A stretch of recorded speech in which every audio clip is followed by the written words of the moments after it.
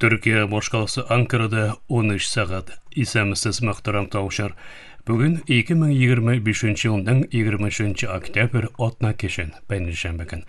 Сез турыдан тур эфирда Түркия авазы радиосының татар телендәге тапшырыгын тыңлыйсыз.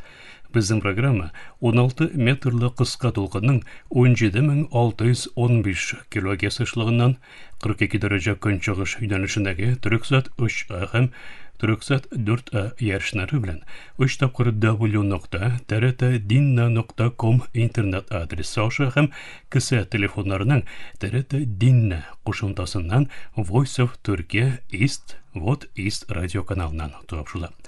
Мөхтәрәм тамашачылар, исегезгә төшерәбез. Бу атна ахырында Төркия авазы радиосының кыска дулкындагы яшьлыгы һәм эфир вакыты үзгәрә. 26 октябрь якшәмбе көненнән башлап тапшырабызны Казан, Төркия һәм Казан вакыты белән көндезге сәгать 2дә 19 метрлы кыска дулкынның 15360 килогерц эшлыгыннан тыңлыйсыз. Тапшырыбызның бүгенге чаралышында соңгы хәбәрләрдән соң Төркиянең тышкы сәясәте программасын һәм татарларның Төркиягә мөхаҗирлеге язмасын тәкъдим итәрбез.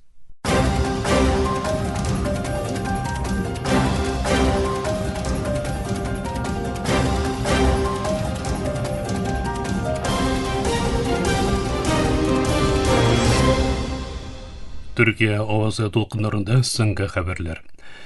Америка Кушма Штатлары Израильнең аннексияләү керешүенең Газадагы тынычлыкны риск астына кую мәсьәләсендә кисәтте.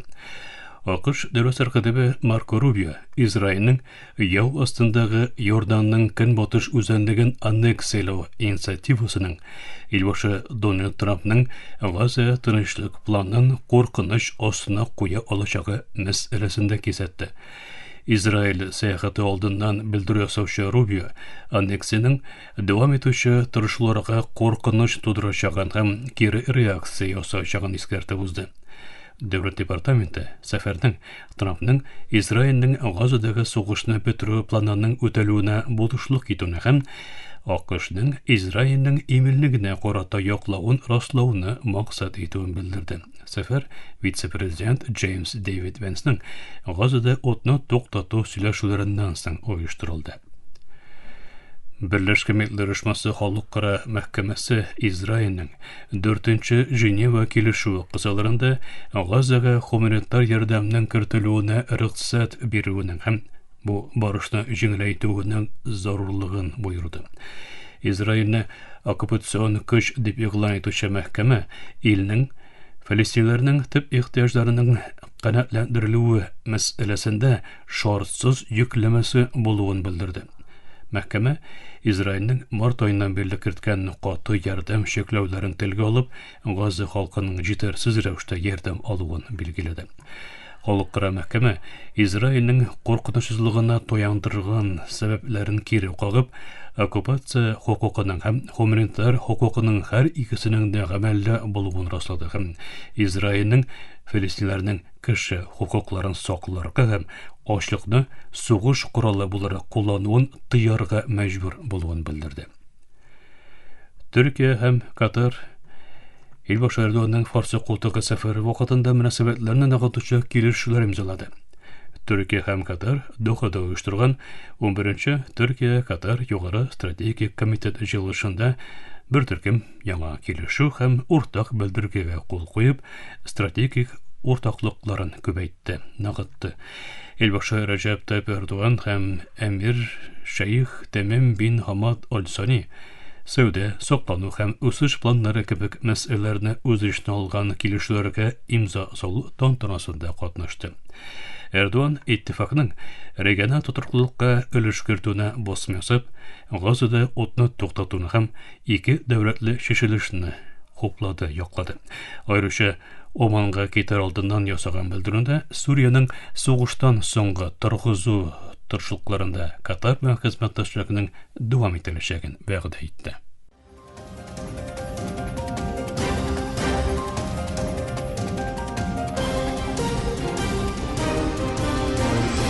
Түркия авазы дулкыннарында соңгы хәбәрләр тыңлыйсыз. Венесуэла Америка кушмашларына каршы Русияның 5000 ракетасына ия булуын белдерде. Венесуэла илбашы Николас Мадуро Венесуэланың карайыплардагы акыш көчләренә каршы куллану өчен Русияда ясалган 5000 Игла-С мобиль кыска радиуслы ракетага ия булуын игълан итте. Хәрби тантанада чыгыш ясаучы Мадуро ракеталарның Венесуэланың һава саклануын ныгытуын һәм мөстәкыйльлеген саклауын әйтте. АКШ Венесуэладагы Мадуро җитәкчелегенә каршы чыгып, наркобизнеска каршы көрәш операцияләре сәбәбе белән төбәккә диңгез флотын җибәрде. Америка кушмашлары Афьюн сәүдәсен сәбәп итеп күрсәтеп, Венесуэла тирәсенәге көймәләргә һөҗүм оештырган һәм шөбһәләрне үтергән иде. Кеше хукукларын саклау оешмалары бу һөҗүмнәрнең легитимме юкмы икәнлеген сорау астына алып, халыкара хукукының бозылуын һәм киеренкелекнең арта алачагын белдерә. АКШ Украина сугышы аркасында Русияга бәйле Лукойл һәм Роснефтька санкция кертте. Америка кушмаштары илбашы Дональд Трамп үзенең икенче президент чорында Украина белән бәйле беренче тапкыр санкция кертеп, Мәскәүнең Украинадагы сугыш аркасында Русияның Лукойл һәм Роснефть нефть компанияларын тәмәк итеп алды.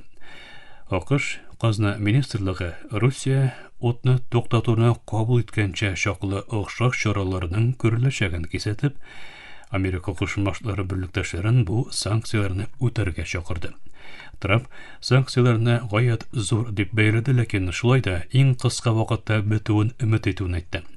Русия илбашы Владимир Путин белән үткәргән сөйләшүләрнең яхшы узуын, фақат нәтиҗәгә ирешелмәвен белдерүче Трамп планлаштырылган югары дәрәҗәле очрашуның дөрес дип уйламаган өчен гамәлдән чыгарылуын искәртеп узды.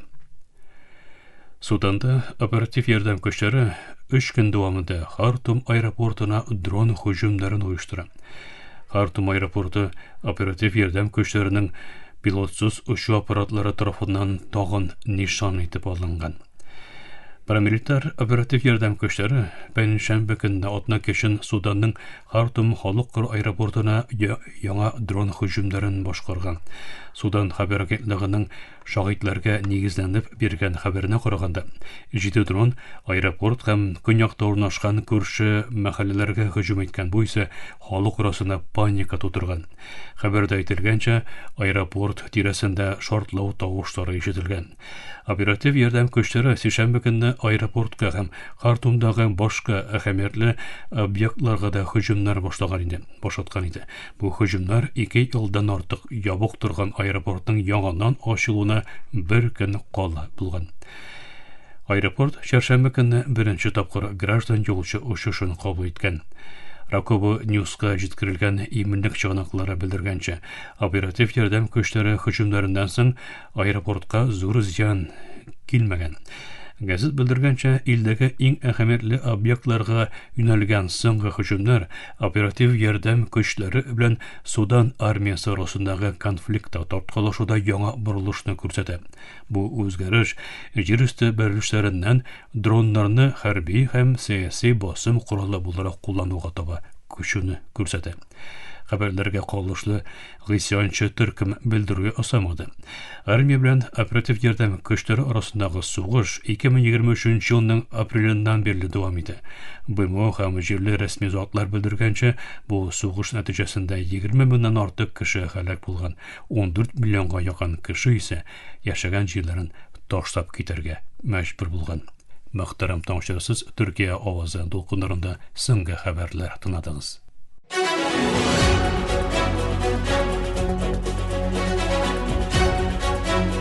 Төркиянең тышкы сәясәте.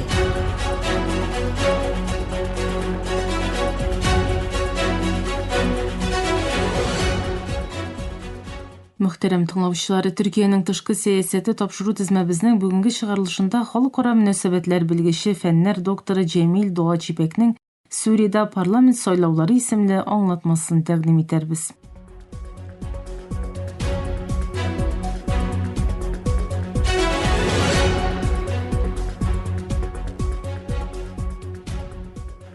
5 октябрда узган турыдан туры булмаган парламент сойлауларында 3 вилаятта һәм Халипнең Айн Эль-Араб районында тавышка кую кешиккәнгә парламентка 119 әгъза керде.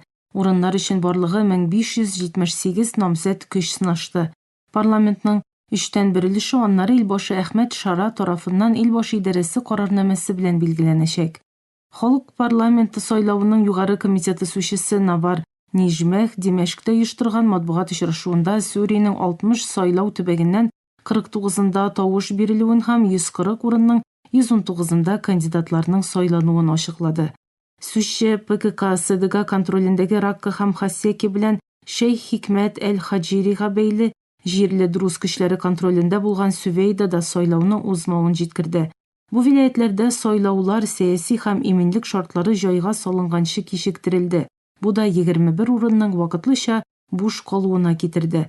Хатын-кызлар 6 урын казанды. Аларның пае Сүрияле хатын-кызлар күптәннән үз өстенә алган иҗтимагый һәм сәяси рольгә туры килми. Халык парламенты сайлауының югары комитеты күрсәткечләренә күрә сайлап алынган 119 әгъза этник дини яктан түбәндәгечә бүленде. 103 сөнни гарәп, 4 төрекмән, 4 көрд, 4 галәви, 2 исмәгыйли, 2 христиан. Төрекмән һәм көрд, шулай ук христиан җәмгыятьләренең демографик өстенлеген күз уңында тотсак, нәтиҗәләрне зәгыйф буларак бәйләп була. Халык парламенты сайлауының югары комитеты казанучылар исемлеген Илбашы Әхмәт Шарага тәкъдим итте. Киләсе көннәрдә дәүләт башлыгы нәтиҗәләрне раслаучы һәм халык парламентының 3тән 1 өлешен вәкиллек итәчәк калган 70 әгъзаны билгеләүче карарнамәне ачыклаячак.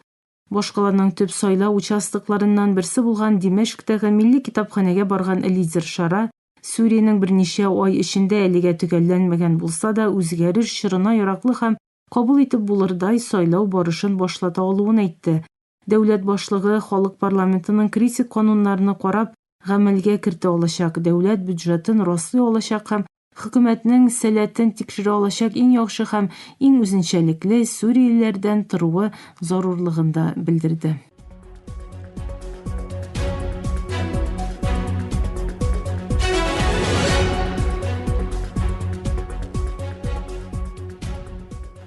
4 октябрда ПКК-ЕПГ лидерлыгындагы Сүрия демократик көчләренең сәяси төркеме булган Сүрия демократик шурасы сайлауларының сүриялеләрнең ирадәсен күрсәтмәвен җиткерүче белдерү ясады.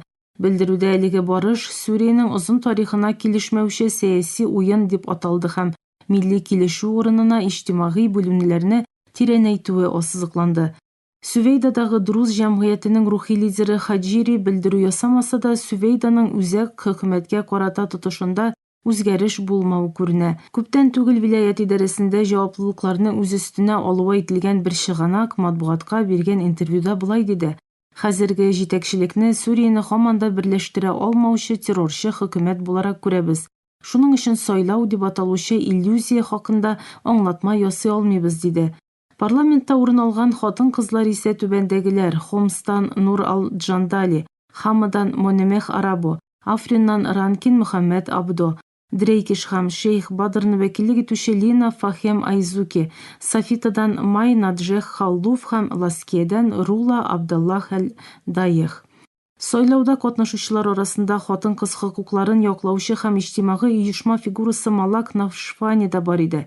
Нашвани Димәшктә намзәт буларак ярышты, ләкин уңышка ирешә алмады.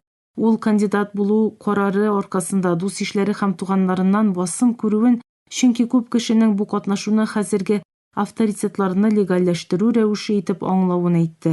Кызганыч тәвәккәллегемә карамастан, сайлау органнары әгъзалары арасында пәйда булган иттифаклар Димәшктә хатын-кызларның сайлауда җиңүен мөмкин булмаган хәлгә китерде. Нашвани бу шәһәрләрнең символик әһәмиятен күз уңында тотканда Димәшк һәм Халептә бер хатын-кызның да уңышка ирешмәвен хурлык дип атады. Халык парламенты сайлауының югары комитеты башлыгы Мөхәммәд Таха Әл-Әхмәд 6 октябрьдә Әл-Джазирага биргән интервьюда хатын-кызларның шикле катнашуын, хатын-кызларның сәясәт тормышына аяк басуына киртә куярга дәвам итүче социаль традицияләргә бәйләде. Әхмәд халык парламенты сайлауының югары комитетының киләсе сайлауда хатын-кызлар һәм ашчылыклар санының арттырылуын күздә тотучы тәкъдимне ил башына тапшырырга планлаштыруын да җиткерде. Әсәттән соң Сүриядә узган беренче сайлау нәтиҗәләре киң кырлы бәхәс тудырды. Хатын-кызларның шикле санда катнашы һәм төркмәннәр белән христианнарны да кертеп, дини һәм этник осчылыкларның маргиналлаштырылуы күренә. Хәзерге хөкүмәткә якын булган исемнәр исә бу барышны хәзерге үзгәреш шартларында иң яхшы нәтиҗә буларак бәяли. Хуплаучылар әйтүенчә, ил башы озакламый кабинетны билгеләп тигезсезлекләрне бетерергә булышачак. Әхмәт Шара хатын-кызларның өлешен арттырса да, соңгы катнашу аларның Сүриянең сәяси һәм икътисади тормышына керткән өлешләрен чагылдырмаячак.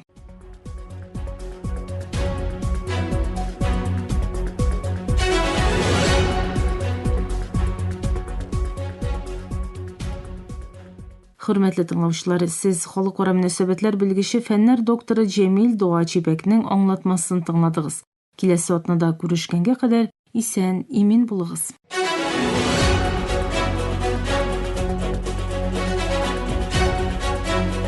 Төркиянең тышкы сәясәте.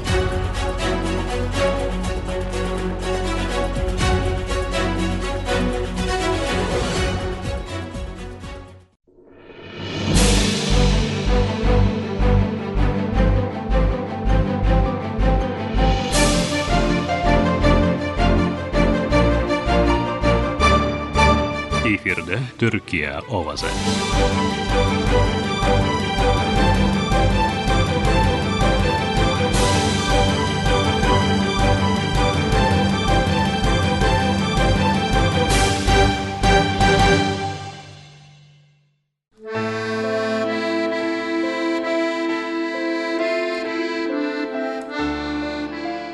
Татарларның Төркиягә мөхаҗирлеге.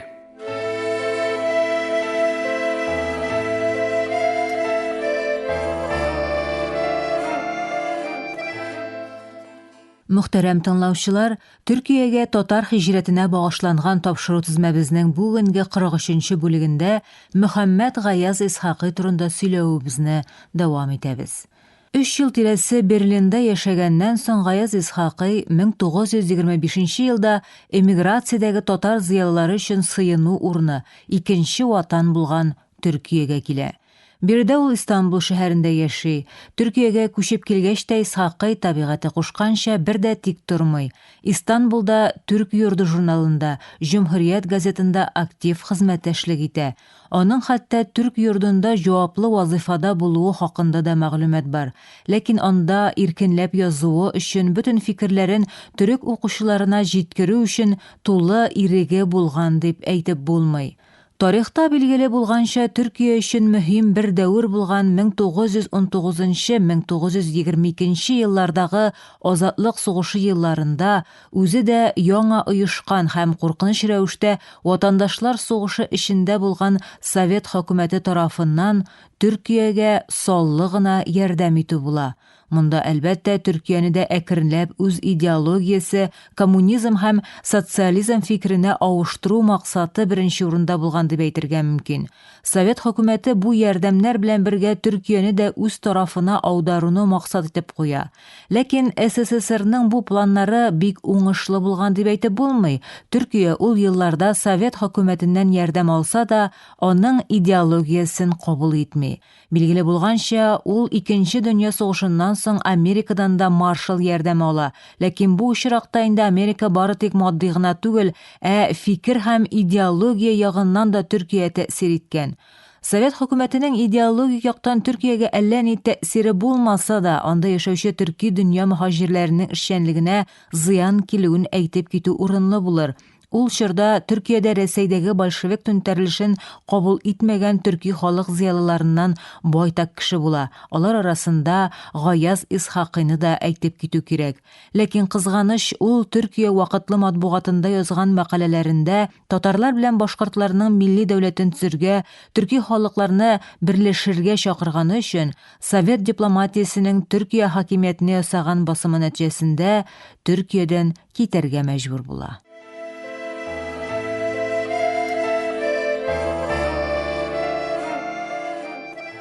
Гаяз Исхакыйга Төркиядән нинди илгә китәргә дигән сорау килеп баса. Шулай да аңа бу юлы бераз бәхет елмая дип әйтергә мөмкин. Күп еллар буе Рәсәй империясы кул астында булган һәм мөстәкыйльлек өчен бар көче белән тырышкан поляклар 1918 елның ноябрь аенда, ягъни большевик түнтәрелешеннән соң күптән көткән бәйсезлекләренә ирешә. Бу эштә Польшаның беренче премьер-министры Юзеф Пилсудскийның өлеше зур була. Аның белән Гаяз Исхакый исә күптәнге танышлар. Алар икесе дә патша төрмәләрен һәм сөргеннәрен иңләгән шәхесләр. Танышулары исә Архангельск губернасында сөрген вакытында була. Алар икесе дә бер камерада утыра патша золымы күргән, хөкүмәт тарафыннан хокуклары шикләнгән бу ике милләтнең батыр улы шулай язмыш кушуы белән сөргендә таныша. Аларның бу дуслыгы озак еллар дәвам итә. Шуңа күрә дә Гаяз Исхакый алдында Төркиядән кая китәргә дигән сорау килеп баскач, ул Пилсудский чакыруы белән 1927 елда Польшага күчеп китә. Башка илләрдәге кебек үк Исхакый анда да җиң сызганып җәмәгать эшчәнлегенә керешә. Польша башкаласында Идел-Урал комитетын оештыра, Варшава университетының шәрык факультетында төрек теле укыта. Шулай ук Исхакый Варшавада иммиграциядәге татар вакытлы матбугатының иң мөһиме булган Милли юл, соңра исә Яңа Милли юл журналын чыгара башлый. Бу хакта башка язмада тулырак мәгълүмат бирелер. Мөхтәрәм тыңлаучылар, фәннәр докторы Ильяс Мифтахов әзерләгән тапшыру тезмәбезнең киләсе чыгарылышында очрашу өмете белән исән имин булыгыз.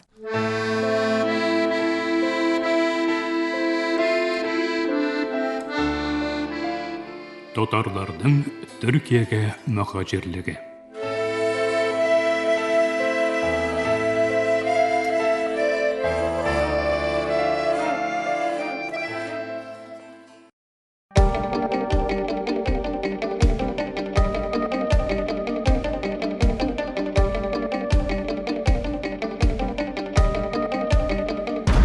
Төркия авазы радиосы һәр вакыттагыча яныгызда.